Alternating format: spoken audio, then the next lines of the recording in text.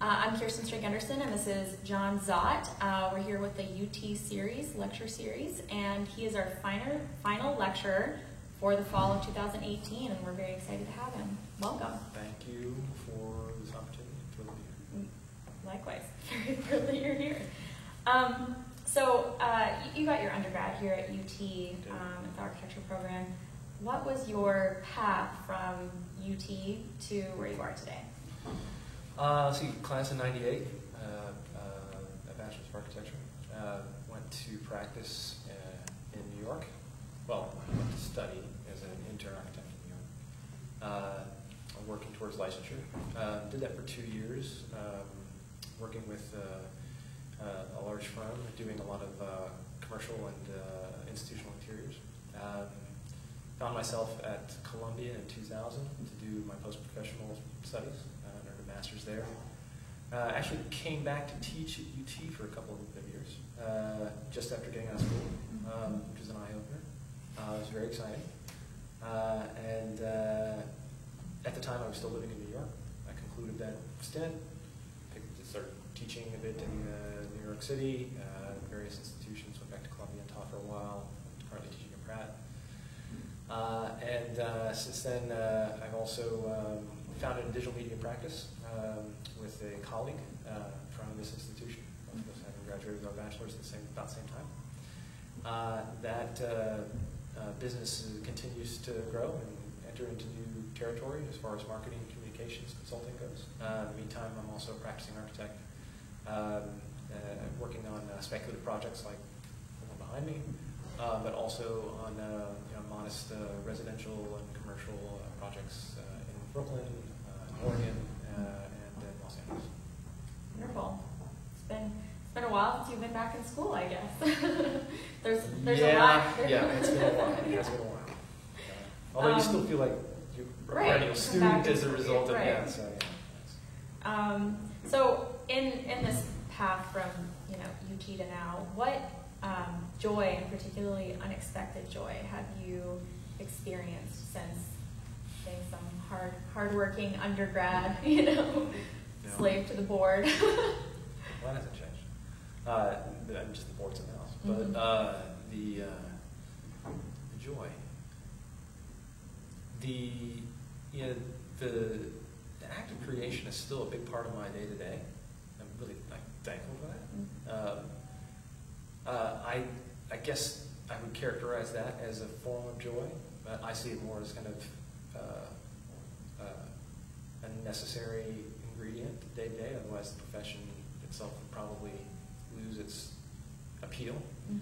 And the sense that the creative act still holds some value to somebody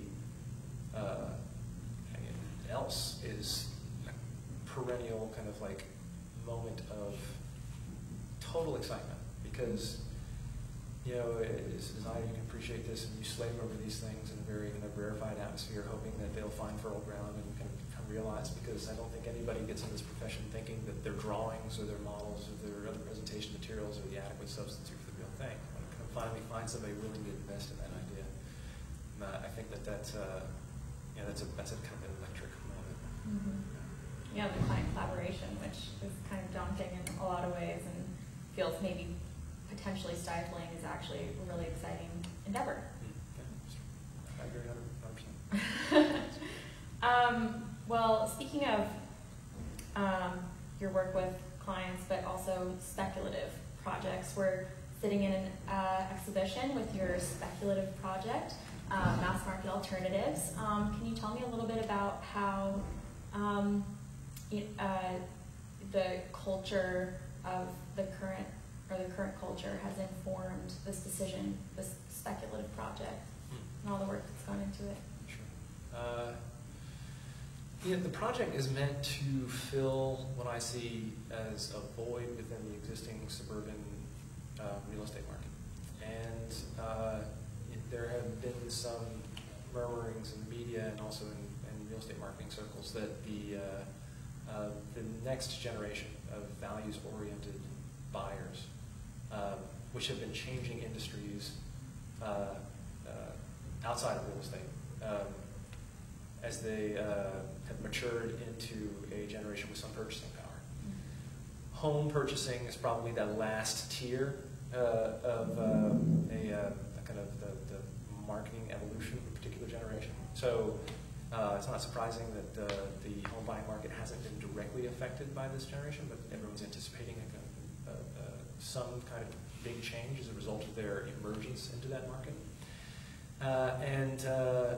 You know, this generation, which have grown up with the internet, I think have developed a sense of value that is includes kind of typical kind of like transactional capitalist point of view of how value flows through the real estate market. But they're also looking for something that speaks to a higher set of principles that they've cultivated through their increased exposure and the kind of transparency they found through using sources of information like the internet. That's my own personal theory. I think that technology has had a profound effect on how this generation sees the world. And as they cycle through the process of buying kind of personal technology into the question of purchasing their first home, I think the sense that they would like to own something a little bit more substantial than just a micro apartment in a city is going to turn their attention to the suburban real estate market. We've seen certain trends in the market that suggest that is the case. And a product that reflects their broader view on what makes value or what is valuable should be present in that market to engage them when the time comes. And that's what this is meant to be. It's meant to kind of shift the focus from something that is conservative in order to maintain a presence within the existing market and offer something completely different from a experiential and architectural point of view, such that some room is made for their expanded definition about what a house can do for them. The existing formula doesn't make a whole lot of room for that. It's not easy for, I mean, I'm obviously speaking from on behalf of my whole generation at the moment, but it's not really easy to identify with the McMansions that we know. We know from our parents' generation and even the one just kind of preceding us.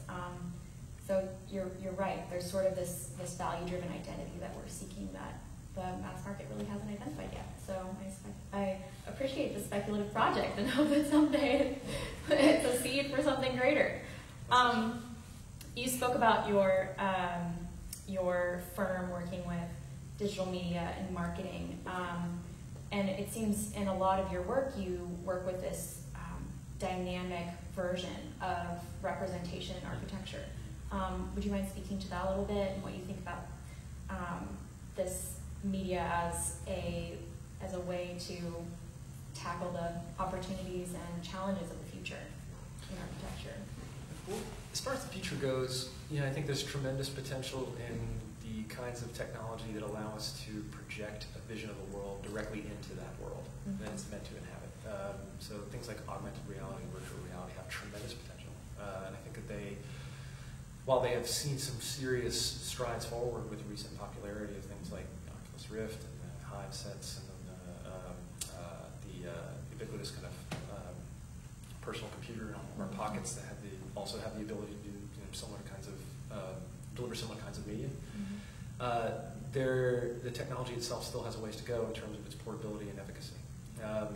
That said, the fidelity of simulation possible on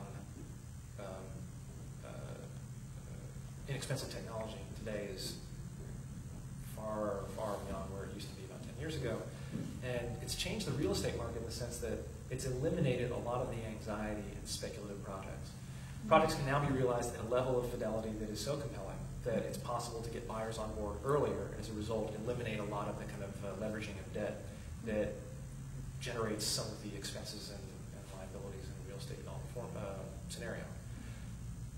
My studio has been working very hard bringing that technology to bear on real estate projects worldwide.